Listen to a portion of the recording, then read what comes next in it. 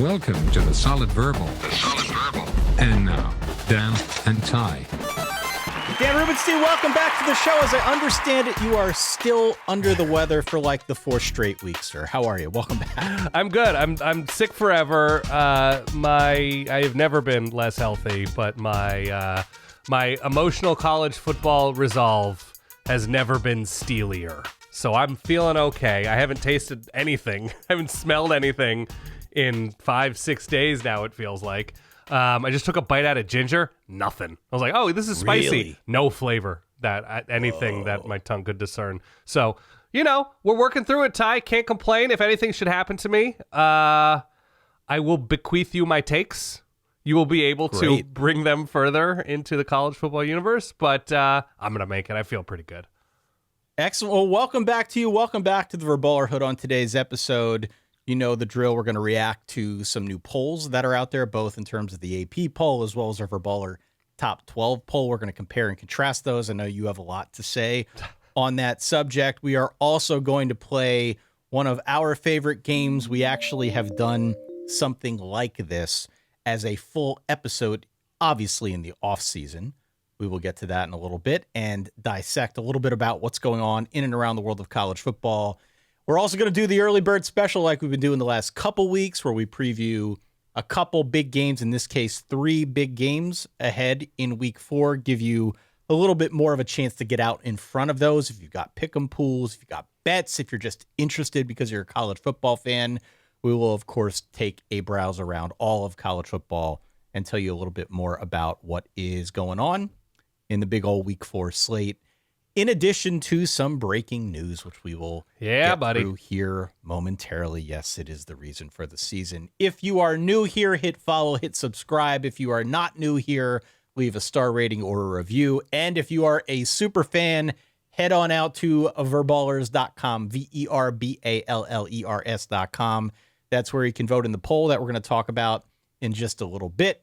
You can participate in the community. You can get all these episodes without the ads. And, of course, a little bit early Dan Rubenstein. And, oh, by the way, new hat. Oh, you're looking sharp. New hat. I wore this the other day on the Saturday Night Recap episode. We've got new shirts that are out there. Yes. We've got can koozies that are now out there as well. We are starting to populate the merch store with some new paraphernalia for those who are interested. When I get back the ability to taste, I'm very excited to pop a can koozie on something and really live it up. Hey, real quick, it'd be great if you could consider subscribing to the YouTube channel down below. It really helps us out. Absolutely. Well, why don't we dive right in, Dan? We have no time to waste. And we have breaking news! As of 21 hours ago. The news already broke, but this is our first chance to discuss it. A lot going on in and around the world of college football. We've been talking about Virginia Tech. We've been talking about UCLA. Neither team has gotten off to a great start, and now both schools have sort of made it official that they agree. Brent Pry out at Virginia Tech. He was in his 4th season. Deshaun Foster out at UCLA. He was only in his 2nd. In both cases, these guys were well below 500. Pry was 16-24 in his time at Virginia Tech. Deshaun Foster was only 5-10. I don't think either of these names come as a huge surprise, certainly for Virginia Tech and UCLA fans, but it may come as a surprise given that it's only been just like week 3. This is kind of an early juncture to fire your coach, Dan. Right. I do have some potential names that I have read. These are not Ty Hildenbrandt sources, but this is The Athletic. This is On 3. These are other people who are more in the know on these things than you and I. Maybe we can go through those momentarily, but do you have a reaction to this? I know you're not surprised, but does it catch you off guard at all that it happened so quickly? A little bit. I mean, I understand because of the specific opponents that these two teams lost to in New Mexico and ODU that ADs and or whoever above ADs wants to send a message that this is immediately unacceptable and that the journey of finding a new coach begins today. I get that. You're sending a message to the money. You're sending a message about the program and how seriously the program is taking improvement. But at the same time, what the portal opens for these players. So now there is a good amount of uncertainty for these programs and these rosters this year, and you're throwing away a season early, even if you are planning on getting rid of these guys, that unless they are capital B bad, capital G guys, that there is something unifying about having a consistent head coach, even if he either feels lame duck or is lame duck. So I'm a little bit surprised they made these moves so early, because you can always back channel with agents and whoever and see who might be interested in a job at this juncture. And these are two tough jobs. These are going to be two athletic departments and universities that are going to have to do a terrific job on selling candidates that these are quality places. UCLA from a financial and stadium standpoint and just energy around the program standpoint, and the Big Ten, they just feel like an also-ran already. I also understand the timing a little bit more for UCLA, just because Deshaun Foster kind of felt like, because of the timing of Chip Kelly leaving, that he was kind of a placeholder. I remember shortly after that went down, we had Bruce Feldman on from The Athletic from Fox Sports. Right. And you brought up that very point. And you were trying not to be disrespectful Totally. towards the new regime, but your take in that moment was, so this guy is just sort of a stopover, right? Right. That UCLA would use the opportunity of the 2024 season to find somebody after Deshaun Foster, a celebrated alum, tries to steer the ship as well as he can for a year. But in all of these cases, these are two schools that are not advantaged in the same way that a lot of the teams in their conferences are, and the top of these conferences are. They're not competing. UCLA is not competing with the top of the Big Ten in terms of program infrastructure, and the same can be said for Virginia Tech when you compare what they're trying to do on the recruiting trail and how much they're paying coaches and comparing it to the top of the ACC. So these schools could potentially be good jobs because of history and location and prestige of university, but it's going to be tough to find somebody truly established or truly in demand that is going to say, you know what, I appreciate the other offers, but UCLA is for me, or Virginia Tech is for me. Right. And so they have their work cut out for them. It's still attractive to coach major college football, obviously, and I hope they find somebody interesting. I hope they find somebody energetic. I hope they find somebody who can convince people to open their wallets, and from there, we'll see. But yeah, a little surprising given the timing. You bring up the transfer portal, and this is an interesting point that I don't know if people out there fully have grasped at this point, though I know many have talked about it. The transfer portal is now effectively open for players at both Virginia Tech and UCLA because of the coaching change. In pretty much all cases here, at least based on this season, neither of these teams have played 4 games yet. Right. Which means that if a player transfers elsewhere, they can't play right away, but they can take a red shirt because they haven't played 4 games yet. So they can preserve that extra layer of eligibility, which is nice if you're one of those players out there kind of wondering what the future holds for you. The 2 names on that side of things that I am most interested in, the first probably goes without saying, and it's Nico. Right. Because Nico was a very big deal coming from Tennessee, going to UCLA. I guess we will never know. From Southern California, From Southern California. We will never know the exact calculus that went on the Nico side that took him away from Tennessee and to UCLA. But clearly, through 3 games in Westwood, it has not worked out all that well for the Bruins as an entity. I mean, we kind of do. I mean, it's been pretty thoroughly reported, but yeah. But my point is, what this means for Nico now moving forward, right, I think is really interesting. I saw a couple places already reporting like, hey, he can take his talents elsewhere. I don't know what the appetite is for that. I suppose we will find that out before long. The other name that I'm very interested in is Aiden Green, the receiver from Virginia Tech. Yeah. I think he is a superstar in the makings. I believe he is from Knoxville, Tennessee originally. Okay. So whether or not somebody from Tennessee decides they want to throw a bag to bring their boy home, that remains to be seen. I'd love for pretty much any of my teams to go out there and drop a big old bag on his doorstep to see if they can entice him either to go to State College or Notre Dame, because I like what I have seen from him. I think he is truly going to be a playmaking receiver in college if he can get a better team around him, maybe in the pros at some point down the line.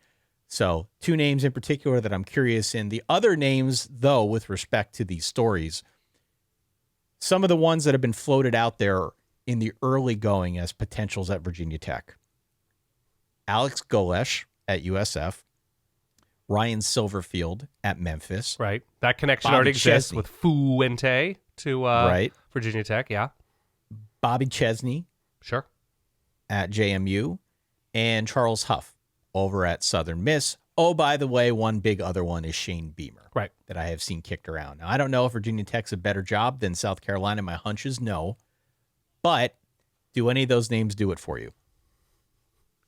I think those are all good coaches. All those names do it for me to a certain extent, but it's going to be Virginia Tech trying to sell itself when these guys are going to have, presumably, if Memphis keeps winning, which they've started out the year nicely, we'll see with Charles Huff at Southern Miss. But like these are guys who are going to continue to have opportunities if they keep winning, and with Virginia Tech being what it is right now, which I still think it has like pretty decent potential to be a consistently winning program, probably not elite anymore, but a winning program, that I think you're going to see guys be choosier and choosier based on who has money, who has alignment, who has the ability to flip a switch and say, here's how we're going to rebuild in 2 years.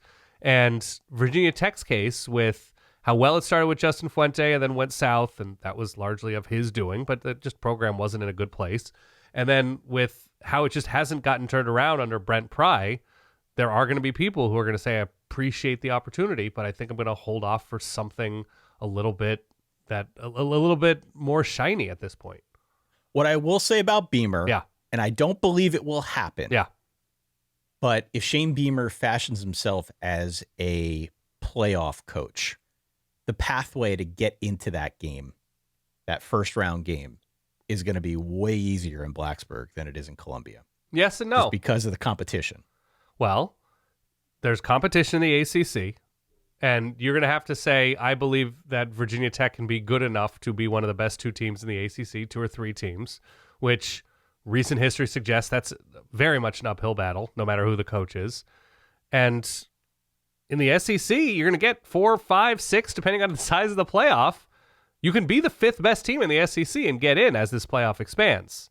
So I guess it's all your vantage point on. I guess you're going to be able to build a better roster at South Carolina. To me, I just think it's easier to go 10-2 in the ACC. It's easier to go 10-2, but is it easier to go? Is it easy to go, or not easy? But it is. Is it realistic to say you're a good enough coach who can turn Virginia Tech into a 10-2 program? No, a lot of people taking bites at that apple. Absolutely. Virginia Tech is interesting in its own right. The UCLA one is interesting for a multitude of other reasons, some of which you alluded to, but it's been widely reported. We often talk about alignment, right, and its role in getting a coach in place and moving a program forward. It does not seem like there is any alignment on the UCLA side, both in terms of the finances, the administration. No, I think there's alignment. They're all aligned that they're not going to spend on football. Well, everybody's in lockstep. Yeah. So some of the names that have been thrown out there are, of course, of a lot of interest, right? Danton Lynn, sure, was at UCLA, now at USC.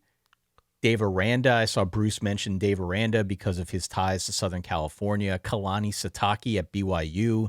Tosh Lupoy, your defensive coordinator up at Oregon. Sure. Tony White, now defensive coordinator at Florida State, has some roots.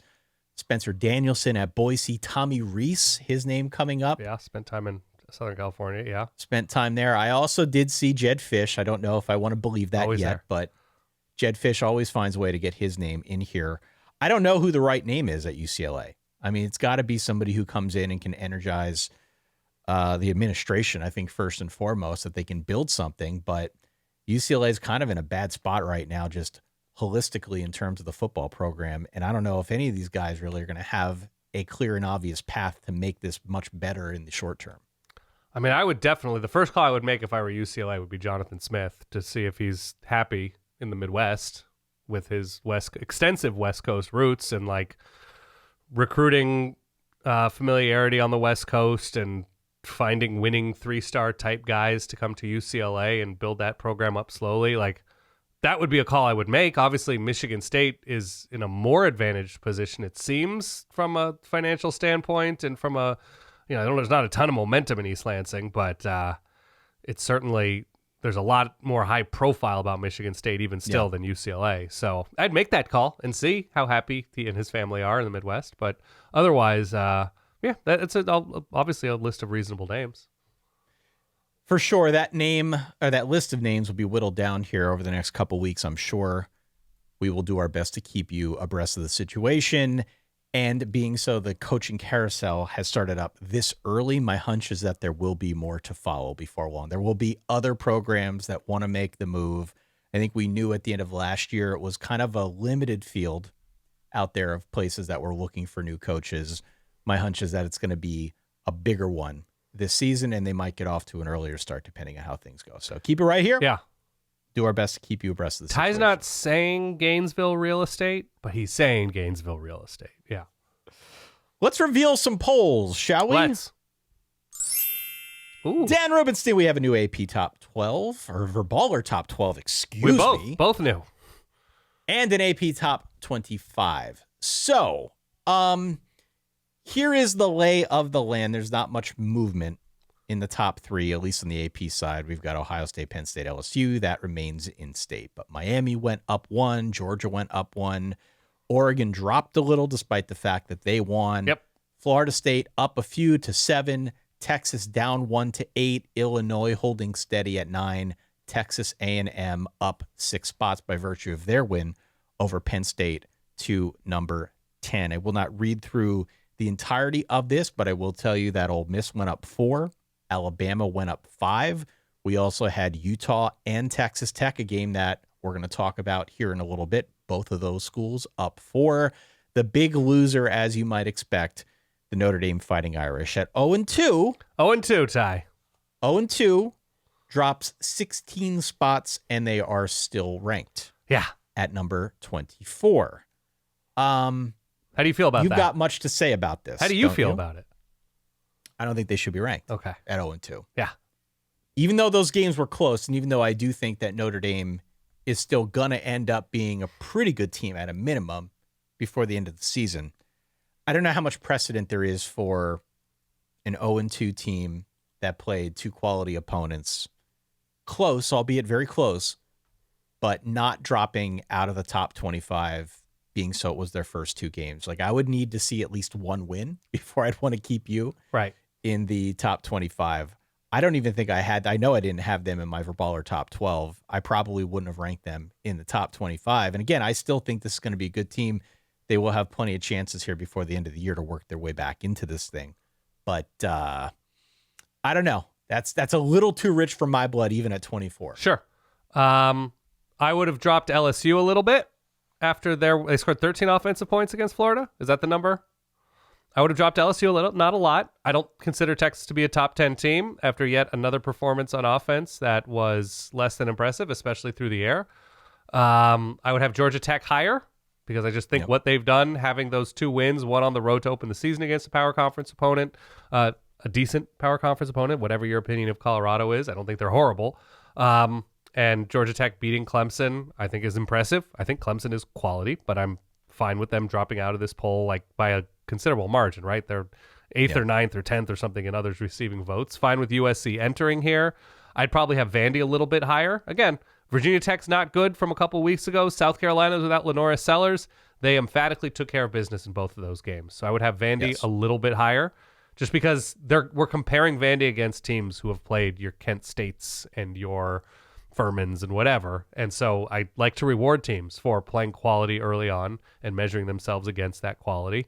I'm fine with where Tennessee is, fine with where Alabama is. Iowa State, I might have dropped them a little bit, just another sluggish performance. We'll see.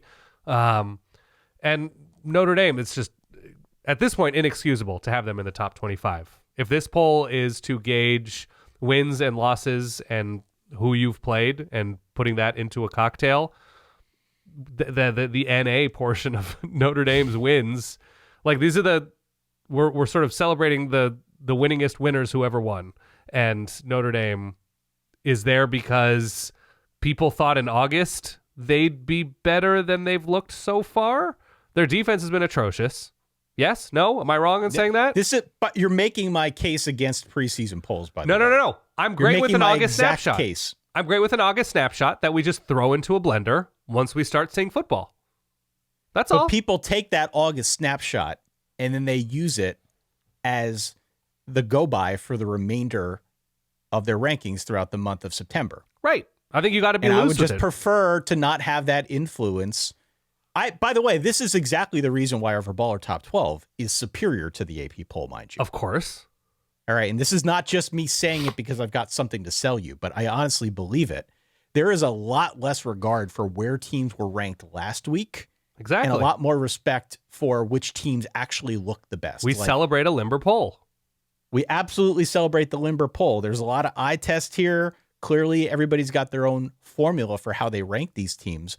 But our Verballer Top 12 is Ohio State, Oregon, Miami, Georgia, LSU, Penn State at 6, Florida State, Oklahoma at 8, A&M up to 9, and then Illinois, Georgia Tech, and Iowa State rounding out the top 12. Yeah. There are 3 really good examples, by the way, of why I think this poll is better. The first is Penn State, who I'm not going to wax poetic about, but I don't think Penn State has looked all that good. They are 2 in the AP. They are 6 in the Verballer poll.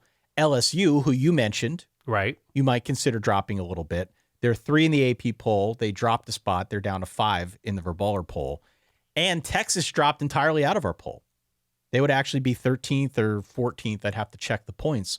But the Verballers out there not giving Texas benefit of the doubt. And why should they? Agree. Why should they? What have they proven that they should be in that top 12? Doesn't mean they can't jump back up to like number 5 if they get a Limber big poll. win.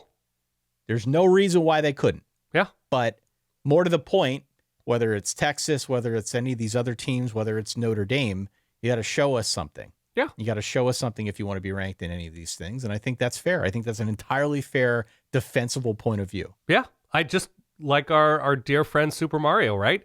You capture that flower, you capture that, what is it, a Tanuki suit, right? Yeah, You of course. capture that magnificent win, you have new powers in this poll. But if those powers run out, or if you take a little bit of abuse on your path to saving the princess, you're shrinking away from me. That's all. And I'm happy to apply this to any team. I'm not sure why Oregon was dropping. They were up 34-0 with their starters, and it's fine, whatever. It's a long season, but I started going back to look at, like, is anybody else at 0-2 still in a poll? And it's not just Notre Dame at 0-2. It's 0-2 with a bye before a big game, right?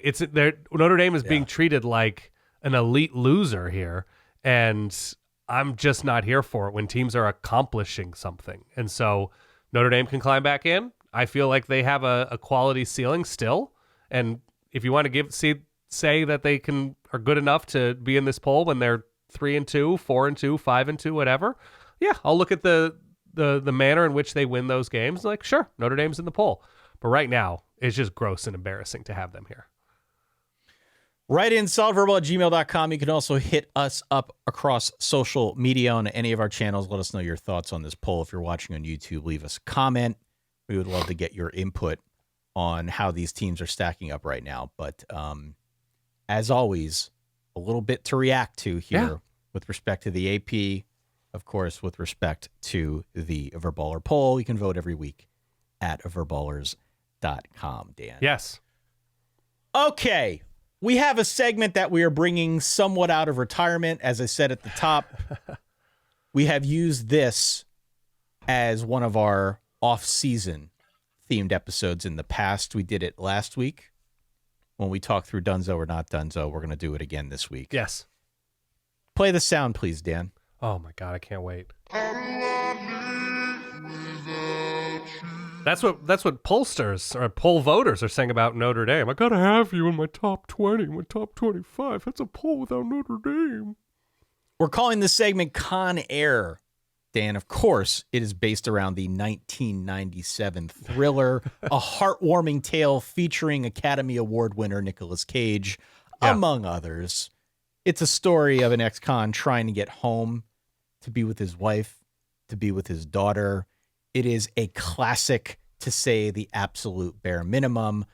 On today's episode, though, our version of Con Air is us throwing out topics and us coming up with a con prefixed word to describe how we feel about it. You could almost say it's up in the air, right? You could almost say it's up in the air. Yeah. Absolutely. Cameron Poe? Love Cameron Poe. Okay. One of the Nick great Cage? characters of all time. Little Malkovich in there? Little Malkovich, John Cusack. Yeah, of course. Also in it. Steve Buscemi. Classic. A little bit of a cameo appearance in there as well. All right. So, where are we starting? What's up in the air that you're either concerned or confident in? Give me a con word related to Arch Manning, Dan Rubenstein. Yeah, I'm concerned. Can I keep talking like that? Can I keep using that? Do way to whatever you want, enunciate? man. It's half your show. Yeah, I'm concerned just because this is the third year. And, increasingly getting reps last year, a couple starts, I believe, against, was it Monroe and Mississippi State for Texas last year? And having a whole offseason as the guy. And obviously it comes with a fair amount of hype. And it's a last name thing. It's a Texas thing. It's an SEC thing. It all makes sense. But to come in and look as off as he has early, this is when he's supposed to be otherworldly and maybe overhyped and overrated because he's going 28 of 31 against San Jose State or something like that. And you're just like, holy moly, this guy is just it. And he hasn't been it against these teams. And to on the fly find it against who Texas has left on this schedule is a big, big ask. And maybe we all owe a little bit of an apology to Quinn Ewers. Be like, hey, man, you were so bad. You had your deficiencies. We all do. But I'm not ready to write off Arch Manning as a successful quarterback. But in the present tense, once again, I said this on Saturday night, it is concerning because Texas has every advantage in the world in terms of roster building and Sark developing quarterbacks. He's done it time after time. And this guy just, in the present tense, is not it. So I'm concerned. Yeah, I'm not going to say I'm fully concerned. Okay. But I'll say I'm conscious of the problem. I'm conscientious. Okay. I guess. You're using convoluted words here. Yeah. I know. I'm really digging into the toolbox of vocabulary terms, but I'm not full on concerned, but conscious. Okay. I think we are right to be aware of this, and I think we are wise to pay attention to it moving forward to see if it's more of a trend. I was looking at some of the advanced numbers, and I won't bore people talking through all my air yards and success rates and completion per adjusted net yards per attempt, all of these things that make people's eyes glaze over. But there's a lot of red on that spreadsheet with respect to this Texas passing offense. And I think what I'm most interested in and what is preventing me from going full concern with this is if you watch the tape on Arch looks like he's trying to do too much right now. Right. He looks like he is out there playing a little bit of hero ball and trying to do a little bit too much. Maybe he is feeling the pressure of now being QB1 at the University of Texas. It probably is just going to take him a little bit more this season to get in the swing of things, to feel comfortable with the system, to realize that he doesn't all have to do it because he's got a really good team around him. That's kind of how I feel about Arch. Now, that being said, a couple weeks down the line, it gets tough in a hurry. We may not think a whole lot about Florida. Perhaps Billy Napier is on the hot seat now more than ever, but on the road in the swamp is not easy. No, just environmentally, The game neutral site against Oklahoma is not going to be easy. Oklahoma, I think, has looked damn impressive so far. They're also on the road at a place like a Mississippi State, which, again, had a 3.5 over-under. Mississippi State's looked much better than expected so far this season. You can go right down the line here. Games against Georgia. Of course, there's a game against Arkansas at home a week before that rivalry against Texas A&M comes back to Austin. This is not an easy slate by any stretch of the imagination. So I think this week, actually, in week 4, they've got a game at home against Sam Houston. Sam Houston's 0-3. They're not a good team.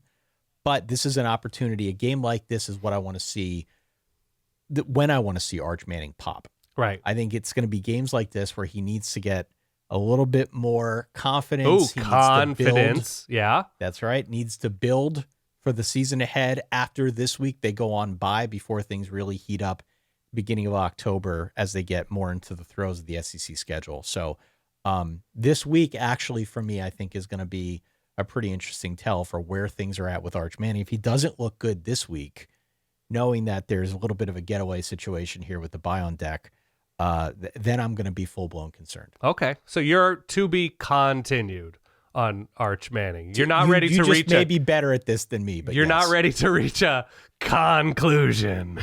No. Okay. Georgia Tech. Yeah.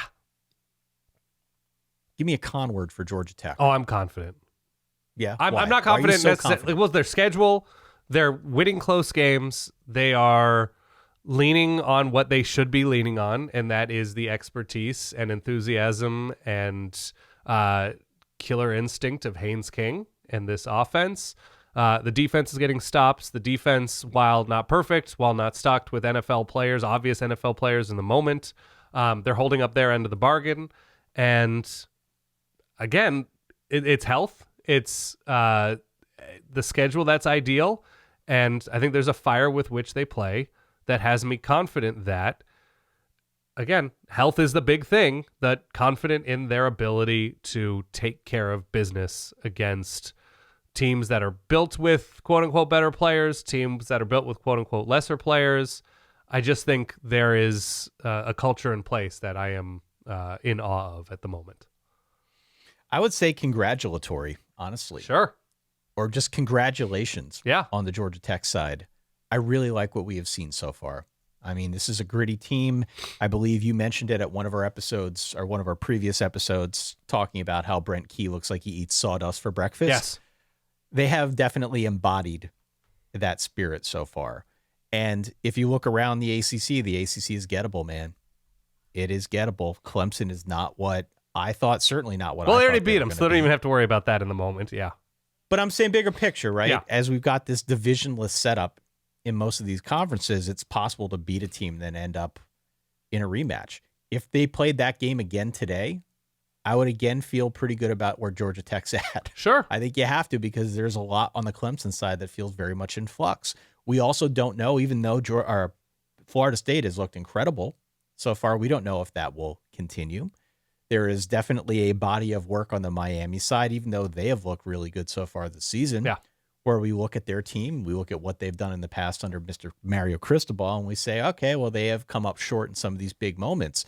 There is a toughness that I think we can question about many of the other peers in the ACC that I don't think we can question so much on the Georgia Tech side. On a losing They're streak to very- Georgia Tech, by the way, Miami. Yeah. They're very, very tough. They're tough-minded, and in a conference that to some extent still feels wide open to me, I just congratulate them on getting to this point. You congratulate them. Yes, congratulate. We are both convinced of Georgia Tech. And look, the other good thing about Georgia Tech in this moment is they have room to grow on both sides of the ball. That it is possible that with self-scouting against a couple of these teams, that they can go back to the drawing board against some of these teams that might be struggling a little bit more on their schedule and figure out how to pass downfield even more, how to take advantage of play action even more, how to get after the passer even more. That there's room to grow for Georgia Tech, and that's always a good thing. DJ Lagway, Dan. Oh, man. Once he transfers to Oregon, I feel really good about the trajectory of He's his not career. going anywhere. He loves Florida. Well, if his coach is gone after this year. He loves Florida. I think he is a Florida lifer. He is not going anywhere. Okay. DJ Lagway. I think he is not the only one to blame. Obviously, he has played fewer years or has been in college fewer years than Arch Manning, and so that's why I put a little bit more on Arch. That number is terrible. That 5 number against LSU is flat out terrible. 5 interceptions. When you're capable of 5 interceptions, that means on a certain level you are incapable of regulating yourself and throwing into quadruple coverage and not seeing guys in lanes, that you are just letting it rip without any regard. And that's concerning to me. I'm not going to be a DJ Lagway apologist because they do have advantages as well, like Florida does. I am just... The advantage that they don't have is they don't have the offensive mind behind the scenes to sort of develop him as a quarterback, it seems. And so I'm willing to extend a little bit more grace to DJ Lagway moving forward, because I think some of the throws he does make still leave you in awe. It doesn't make up for the 5 number against LSU, and this should be a good LSU defense this year, we think. But I'm concerned but not convinced that this season is a wasted DJ Lagway year. Yeah, and what's interesting, just again diving into the spreadsheet a little bit, they've actually done a pretty good job protecting him. The pass protection's been okay.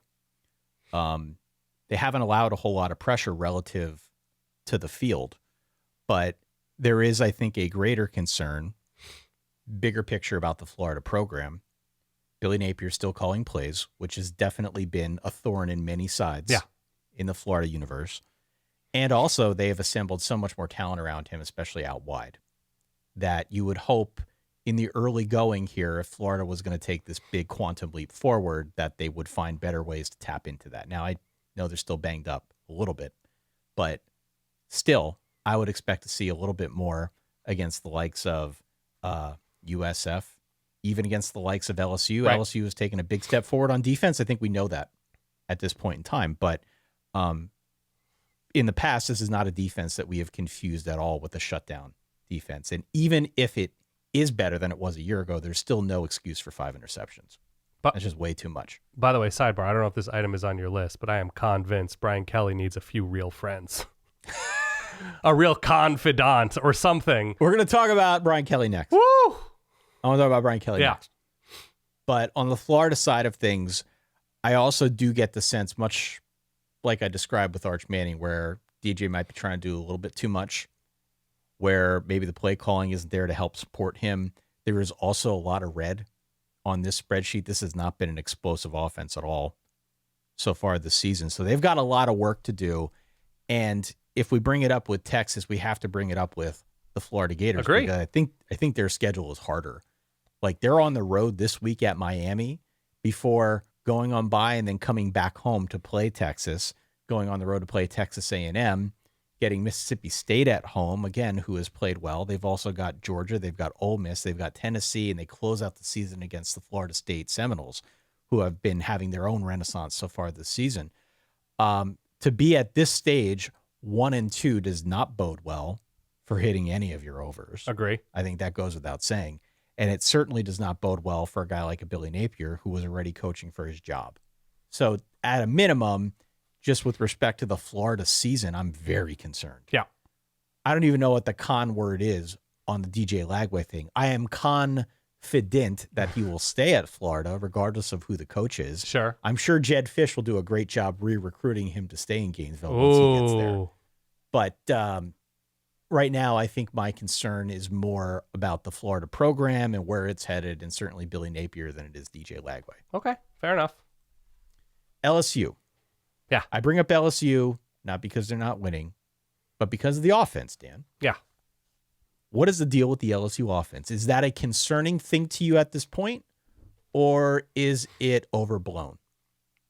It is concerning to me at this point, just because this has been one of the programs that has been more active in the portal to try and improve things. This year it was at receiver and I think tight end. Obviously a rebuilt offensive line, but if your starting point is Garrett Nussmeier, who we were very high on in August, and we know that like the best of Aaron Anderson is incredibly impressive, that they have star power on this offense. And even the best of Caden Durham, even though they haven't been running the ball that impressively, is very impressive. Like, he is legitimately just as an individual talent. I am confident in saying he's a good player. They haven't been able to sort of put it together against the better teams that they've played this year in Florida and Clemson offensively. And there's a lot of talent on those teams. And the defense has been the story. The Brian Kelly freak out after somebody asked him about a very real concern at LSU is, other than the long run to end things, they weren't able to move the ball on the ground. And that was a concern after last year. And that was something that they were, they had a couple big plays against Clemson, but this isn't a complete offense. And given what they've put into this offense, him freaking out at a reporter asking him about that, I mean, the question probably could have been phrased more artfully, in that saying like, hey, there's always positives and negatives to take away from any game. Obviously, beating Florida is an exciting thing for LSU football always. What are the sort of positives and things that you want to work on?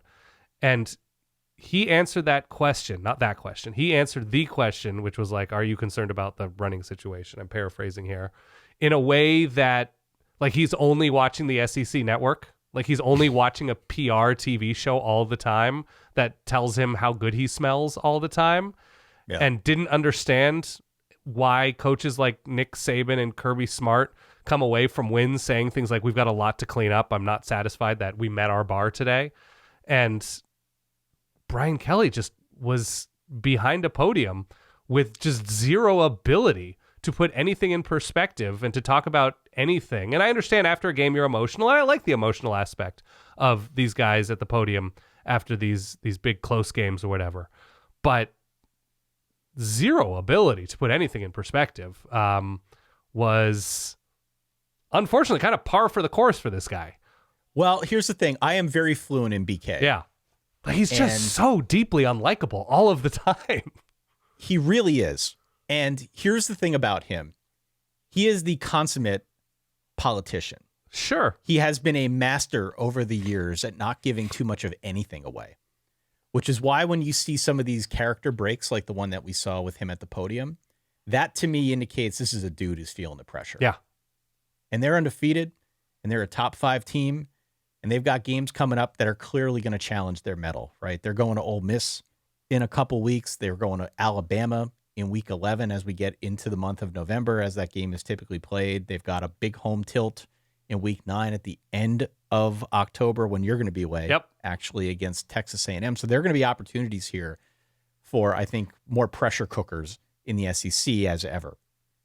But if we're seeing this now, this tells me that Brian Kelly understands that he is very much under the microscope. In a This way is that he hasn't LSU. been. It is LSU. This place had maybe the best college football offense ever not that long ago.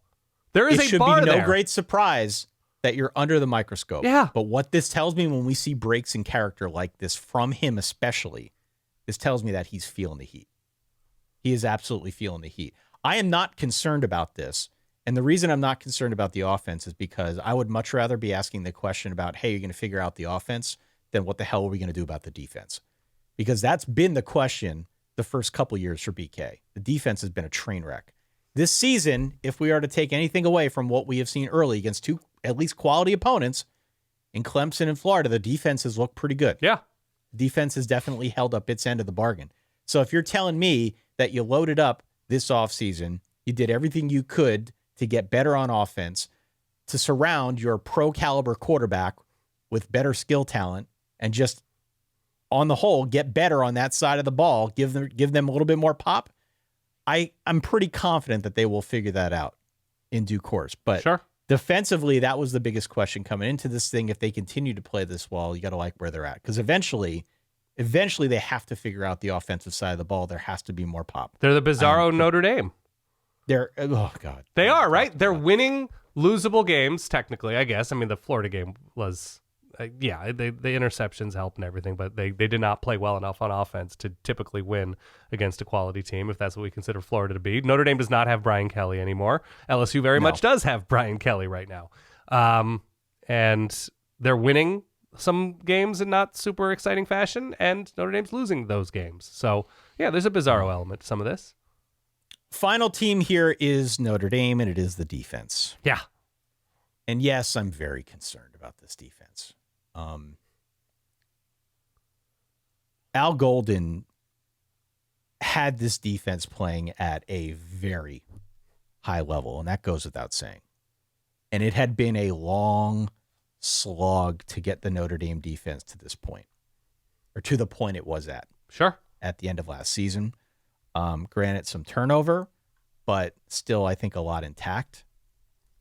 Clearly, nobody expected that there would be this big of a step back. If you would have told me last year that Notre Dame would score 40 points against anybody and lose, like they did this past weekend against Texas A&M, right, I would have said you're crazy. Even if there were a medium step back with Chris Ash, I still would have said you're crazy. 40 points, I will take that in a just every day of the week. I'll take that. Right. But what we're seeing right now is an inability to get pressure.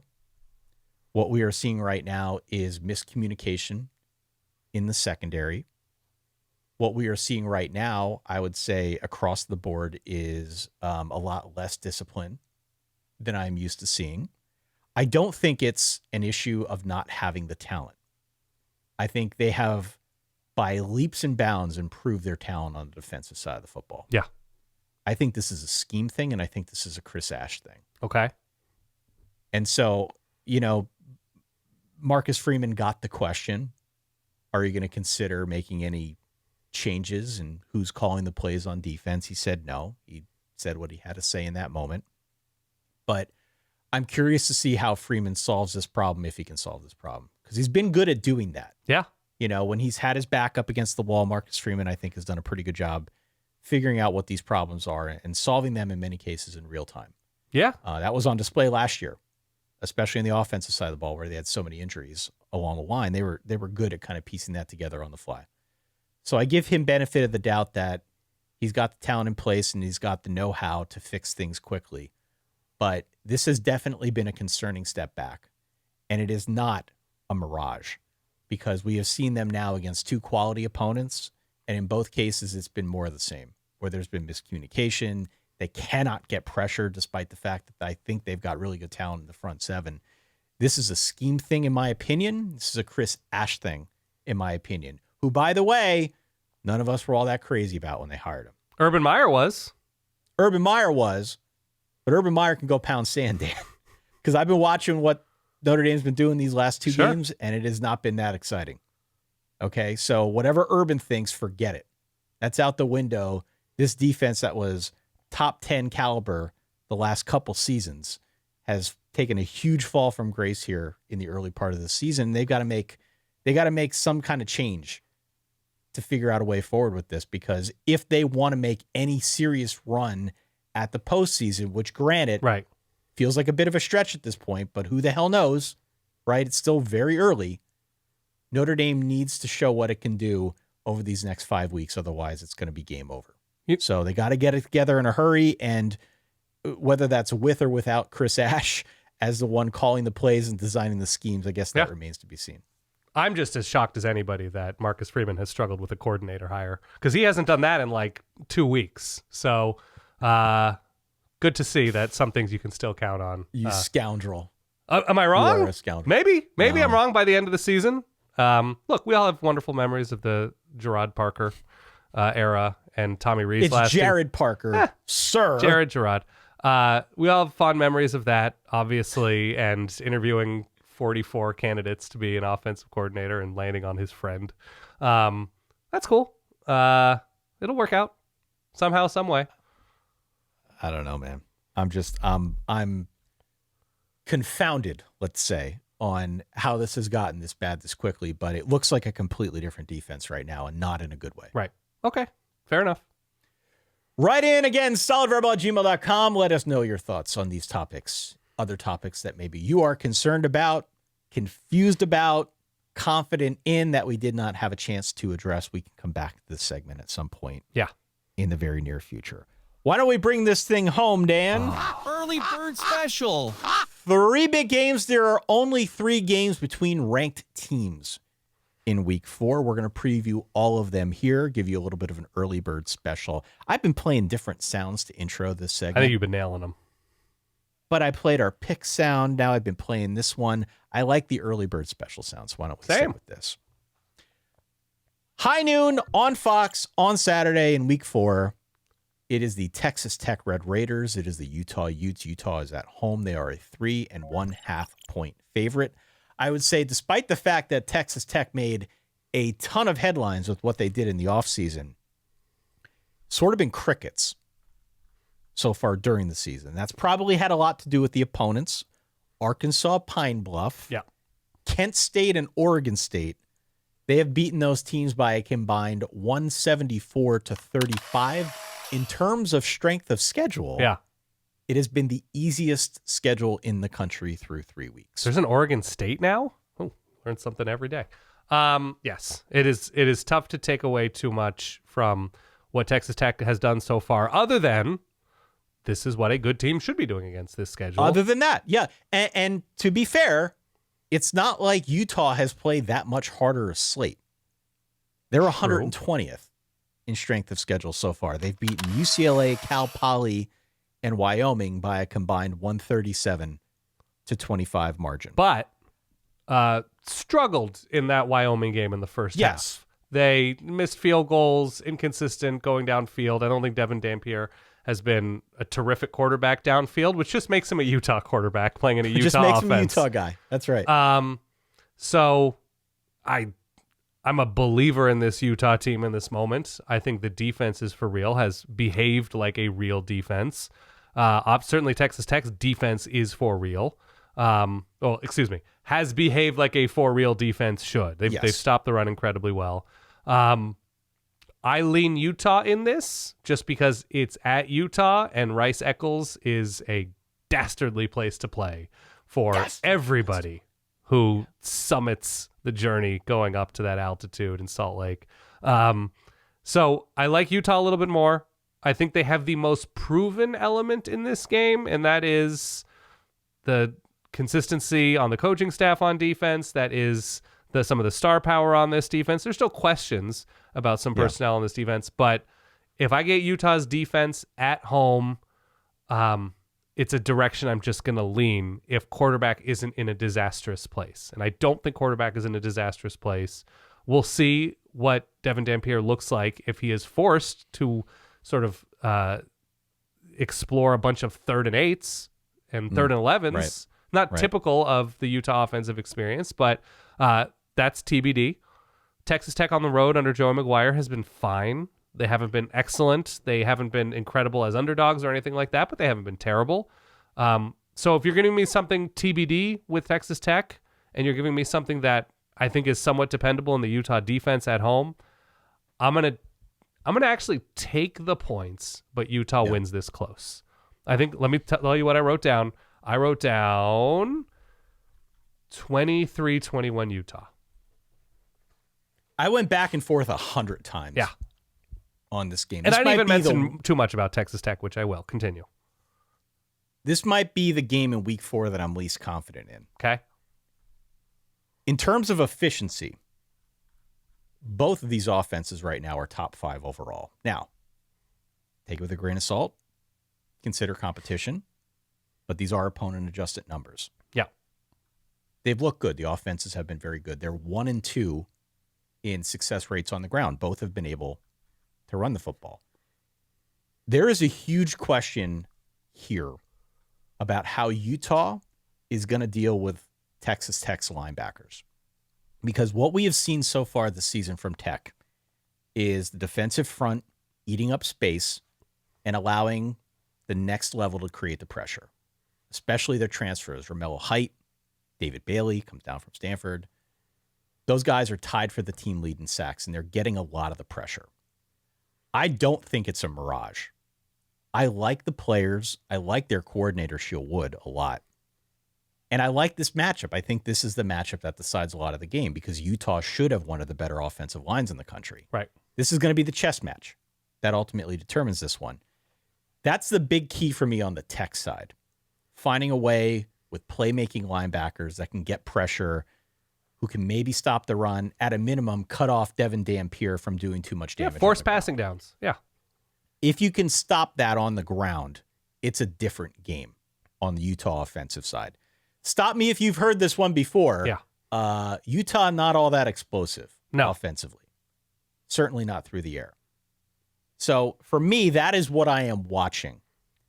And that is why I'm going Texas Tech with the points here, much like you. Yeah. Because I am expecting something that is close. I am expecting something that is way more physical than we are used to seeing from a Texas Tech defense. The adjusted numbers have been really good on offense on both sides of this one, but especially on the Texas Tech side of things. Yeah. It seems like they have been able to replace Taj Brooks somewhat in the aggregate. And Baron Morton's been solid. He's been good. Yeah. He's been a little bit banged up, which, again, stop me if you've heard that before. But an 11-to-1 TD to interception ratio, it seems like he has been very, very good so far. He just needs to stay healthy. Yeah. And this is also without Quentin Joyner, who they expected to be their Correct. first string That's running back. correct. Yeah. That was a big loss. So they've been pretty good at figuring out ways to replace that production, albeit against minimal Pine Bluff. competition. Yeah. I think Tech goes on the road and wins. Wow. I think Big Noon's there, right? Yes. So I think there's just going to be so much juice. I don't bet against lot of Utah juice. juice. I just don't do it. At home in a big spot with this defense, nah, it's not for me. 27-25, a close, a physical game. Sure. The one I'm least confident about. For that reason, maybe more so than anything else, I'm going with the points here, plus the 3.5. But I've got that Mario Cristobal Salt Lake City scar tissue. Not for me. Nope. yeah, no, that's fair. Totally fair. Yeah. I get it. But I have liked what I have seen from Texas Tech All right. thus far. 27-25, I think they go to Utah and get the dub. All right. I'm taking the points, but we're going the different way. We disagree. One of the other ranked matchups, 3:30 ABC. It is your Auburn Tigers. Thank you. I don't know why I gave them to you. Yeah. Versus my Oklahoma Sooners. Oklahoma favored by 6.5 points. Dan, of all three of the games that we're going to talk about here, and maybe of all the games that we're going to talk about this weekend, I think it's likely that this is the one that gets the headlines. Sure. This is the one that gets the headlines because these are two teams that, look, we've made no secret about. They've made no secret about all of the movement this offseason, brought in a bunch of transfers. Both coaches understood that they were under the gun to some extent. And this is interesting because it's a Jackson Arnold revenge game, is it not? It is. What are we expecting here from Jackson Arnold against his former team? I think we know who he is as a quarterback, which, I mean, they've been playing a little bit of pickleball-ish offense this year. Their successes have come on the ground, though he improved a little bit recently. Their receivers are great. I don't trust this offensive line a ton. I don't know. Maybe it's just me, but they haven't been incredible. The defense has been up and down. Baylor was able to move the ball pretty consistently, but that's game one. You have to extend grace for game one and the ability to improve after that. Baylor, a very real offensive opponent. I'm also trying to figure out to what extent I feel like the Oklahoma win over Michigan is overblown. I was going to ask you about that. Please elaborate. Are we fully confident in Oklahoma's offense against Michigan as a bellwether moment for the Sooners this early on in the season? Because we like John Mateer. A lot of that was on the ground. A lot of the second half folk hero-ness of it all was on the ground or in the shorter passing game. And how many different ways does Oklahoma have to win, not just this game, but a lot of games this year? And so I think John Mateer is a good enough quarterback to be a complete quarterback, but is Oklahoma's offense built to win in a number of ways? I like Oklahoma here. What did I write down on my digital legal pad? 28-17. I think playing in Norman, I think the ability that I think quality defenses will have to limit Auburn offensively. I don't trust Jackson Arnold in this spot. I trust a lot of the skill talent for Auburn, but there is something about Auburn on the road here that I can't fully get past. So I'm going Oklahoma as the more fully formed winning DNA type team. Difficult place to play, defense, a quarterback who can make plays at the very least. I just think they have more advantages here and more ways to win in this one, that if they're able to stop the run and force Jackson Arnold to drive the field a bunch, I just playing the numbers here. I think I like Oklahoma a little bit more. So I have them by barely double digits. Yeah, by the way, is it not going to be the default article written in advance of this game about how Jackson Arnold has a little bit of extra motivation to go back to Norman and get the dub, right? Is that not going to be written a million times? Is that not going to be broadcast a million times? Of course. In advance of this game? Am I crazy for thinking that this isn't actually a good thing for Jackson Arnold? It's a lot of pressure. If anyone knows what they're up against with Jackson Arnold, is it not Oklahoma and Brent Venables? Right. When we last saw Jackson in the Crimson and Cream, didn't we fully think he was broken? Yeah. I fully expect that Oklahoma... He didn't even play in this game last year. No, I fully expect that Oklahoma is going to go into this one with a focus on stopping the run and forcing him to pass. Yeah. And for what it's worth, the Auburn ground game has not been all Jackson Arnold. Jeremiah Cobb has been very good. He's been averaging over 6 yards a carry. Totally. But I think if Auburn's going to win, they're going to need to get a big game out of Jackson Arnold and his legs. And I'm not feeling that either. Yeah. On the flip side, what we've seen very early so far this year is teams struggling to deal with John Mateer. So they've been trying to deal with him by playing a lot of zone. 88% of the time they play zone against John Mateer. Right. And it's not really working. Oklahoma's been very good when they're going up against zone. They've been even better when teams try to play man. But teams are playing a lot of zone and trying to account for him as a runner. And what's interesting about the way that they're playing offense is that he's actually not scrambling. Most of what we've seen out of John Mateer on the ground has been designed runs. Right. So what's that mean? It means he's not really catching them by surprise with scrambles. It's just teams see it coming and they can't stop him because he's that good, or because the line is that good, or because there are more distractions because the offense is better. I don't know. That's Illinois State and Temple between, or sandwiching that Michigan game. Sure, it's not a great absolutely. data set. Yeah. It's not a great data set. No one's got a great Correct. data set at this Except for point. Notre Dame. Except for Notre Dame. Yeah. But this is what it profiles as, at least on the spreadsheets. And if you watch the games, I mean, I think there's a lot to back that up as well. I've got Oklahoma 31-20. Yeah. So both by 11, if my math is correct. Both by 11. Yeah. I think John Mateer is the architect of a couple big plays that break the game open. I think the Sooners can absolutely face Jackson Arnold and force him to make one or two bad decisions in this game. And ultimately, that's what ends up swinging this one in favor of Oklahoma. So I'm on the Sooners here, 31-20. I really like Oklahoma so far this year. I like them a lot more than I expected in the preseason. I think they get the dub here. We agree. Last but certainly not least, Saturday night on NBC, Todd Blackledge, Noah Eagle, your Illinois Fighting Illini against the Indiana Hoosiers. Indiana at home, a 4.5 point favorite, Dan. Very quietly, the game of the day. Agree. Very quietly. Number 9, Illinois on the road. Number 19, Indiana.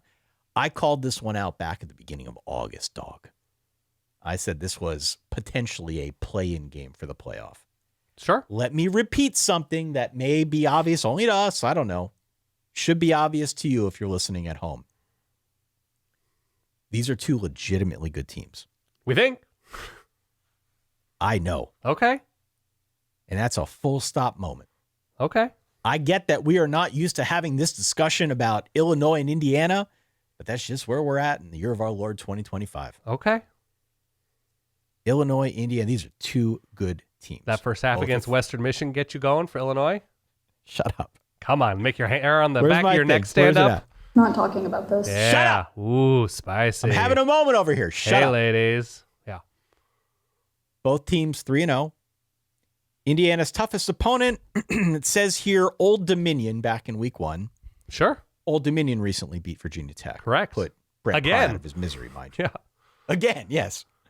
And Illinois had the win 2 weeks ago against Duke that I think opened some eyes with how they closed that one out. But to your point, yes. In both cases, kind of hard to know what any of these early numbers mean. If you can trust them, given the opponents. Yes, they're opponent adjusted, but who cares? There are a couple things that I'm seeing that point to Illinois, but I will Okay. defer to you for right now. Where are you at here? I'm leaning Indiana. It's at home. Indiana hasn't shown anything against anyone this season, but they've covered spreads under Kurt Signetti. Like, Yes, they've they been have. that murder machine. Yes. The game is at They have. home. Illinois last year, if you are high on Indiana as a legit team, right? If you're high on Indiana as a legit team, Illinois doesn't beat those teams. Like a legit playoff conversation team. Illinois Okay. doesn't perform at all against those teams, or hasn't lately, Right. or maybe ever. I think Indiana's better in this moment. I like the ceiling of this offense with Fernando Mendoza a little bit more. I like the relentlessness with which Indiana has played under Kurt Signetti a little bit more. Like, there's just this constant sense of urgency against teams either built similarly or lesser, which Illinois has done a really good job building out this roster. I like a lot of parts of this Illinois team. I think you need to score points if you're going to beat Indiana. I think you need to score 30 points if you're going to beat Indiana. And in terms of what Illinois is offering me outside, Hank Beatty's had a nice connection with Luke Altmaier. I just think Indiana is a better team or a better program at its best right now. I think. Again, you've highlighted the opponents. There's not much to go on. But I think Fernando Mendoza is a legit good quarterback, as do I think Luke Altmaier is a legit good quarterback. But if you're giving me Curt Cignetti as a favorite at home, Indiana has just performed in these spots more. Illinois is legit good. But I want to know where that pop is. I want to know where that winter wonder is from Illinois. And to me, it's not obvious in a spot like this. That's why I'm going Indiana here. What's the line? 4.5 at time of recording on Monday afternoon. Yeah, 31-24, 31-20, somewhere in there. By the way, if I could draft a quick fantasy thing here. Please. I'd like to draft a frosty post-game handshake between I think that's Brett a no-brainer. Bielema Yeah. and Curt Cignetti. Bielema, ever the troll. Cignetti definitely does not appreciate trolls. Right. I could see that happening here. Okay. Here are the two things that I fixated on when trying to figure out this game. Okay. The first thing is that, at least right now, and for whatever you think of numbers this early in the year, Indiana outside the top 100 in rushing yards allowed before contact. Again, numbers being what they are right now after week 3, I don't know if they mean a whole lot, but given the competition, the fact that they're outside the top 100 against that field, to me, is, I think, a little bit concerning. Okay. Because that's usually a pretty good indicator for how good of a run-stopping unit you've got. Right now, I believe they're also dead last in yards per successful rush. So it's a more nuanced look at yards per carry, granted, but this is all a very long way of saying, if you gave Brett Bielema truth serum and you said, hey, do you want to run the ball 50 times and win? Yeah. There's of like course. 100% chance, 1,000% chance that Brett Bielema is going to answer you with a hell yeah. Mm-hmm.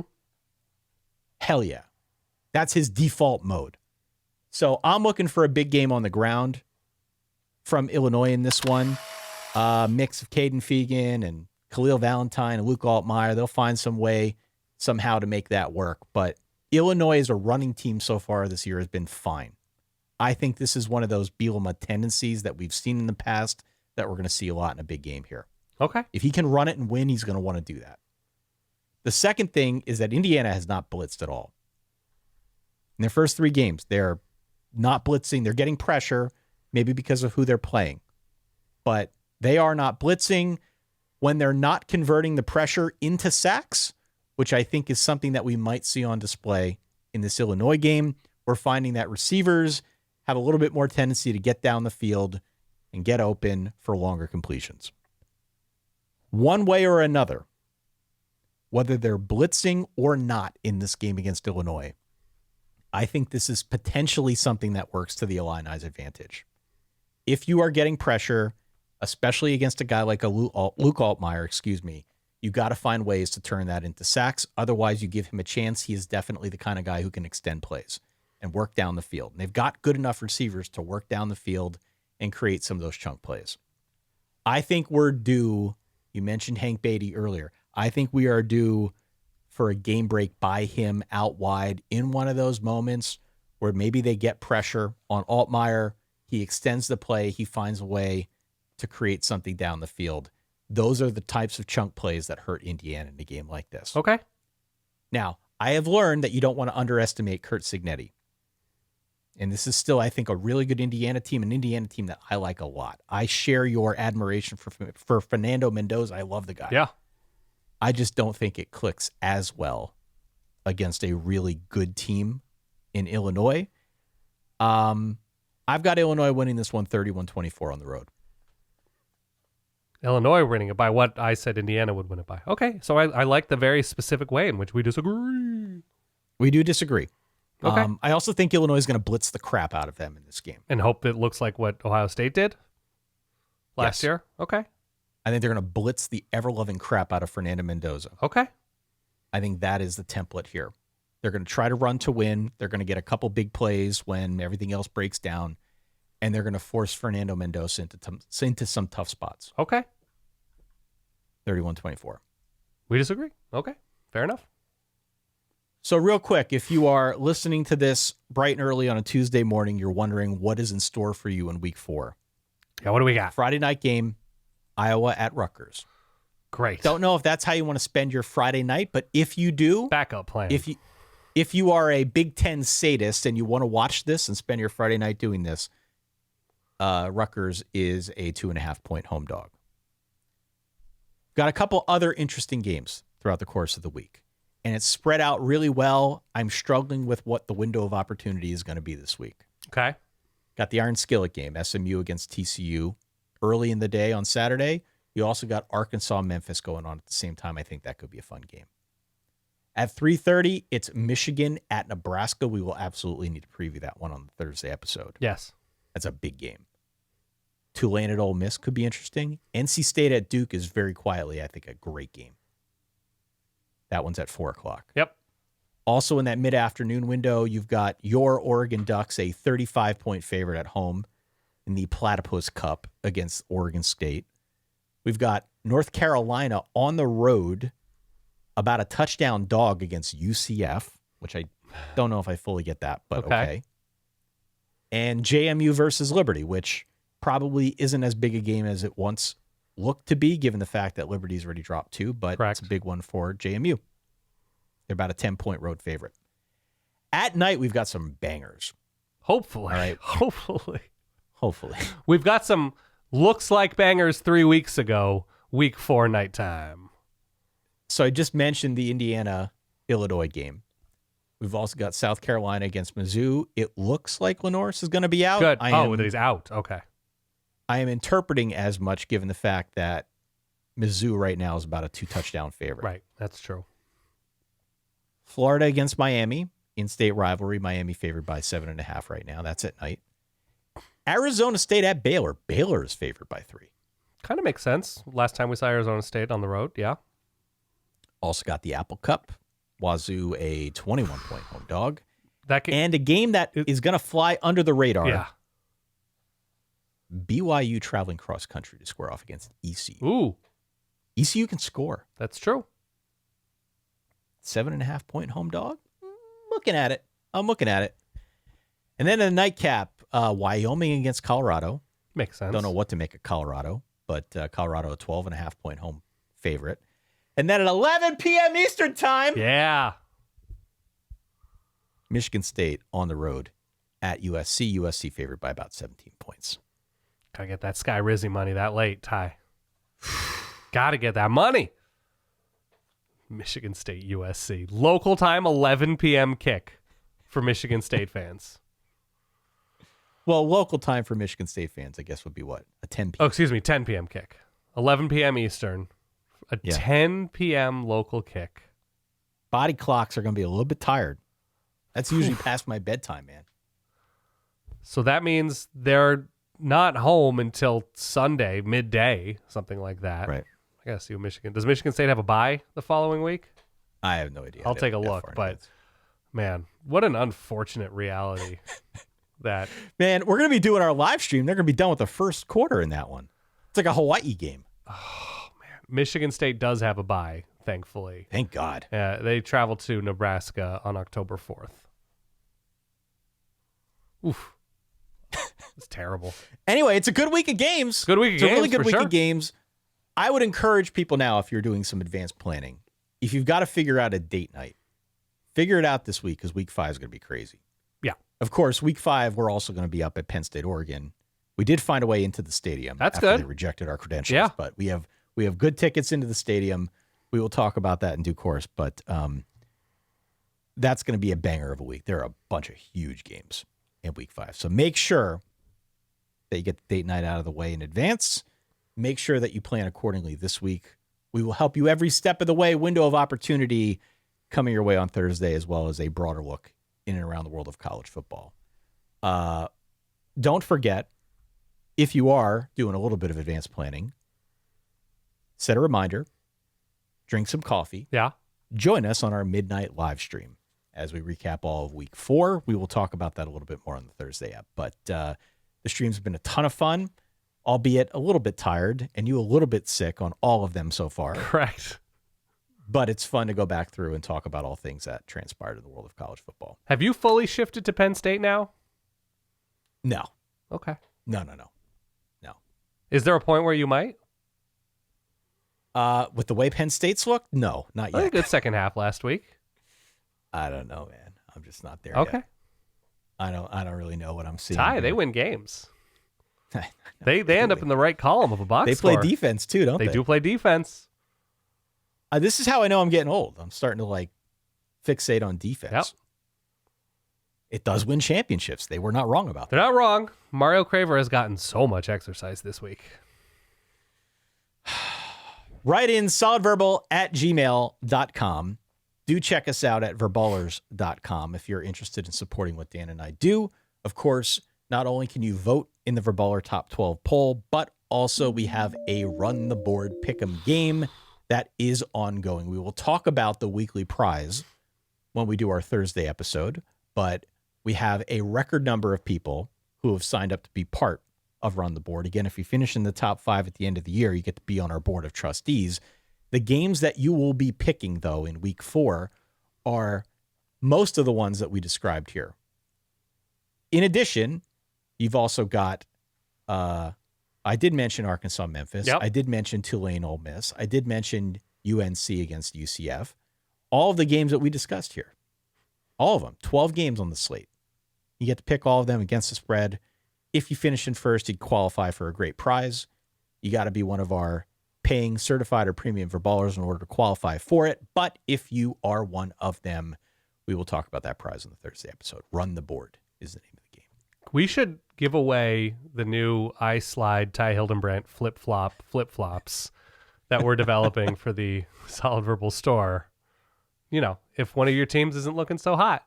Boom. There you go. What does the design look like For that? For what? The tie flip-flop. Is it my face on the flip-flop? Yeah, one of it's a happy face on one and it's a sad face on the other.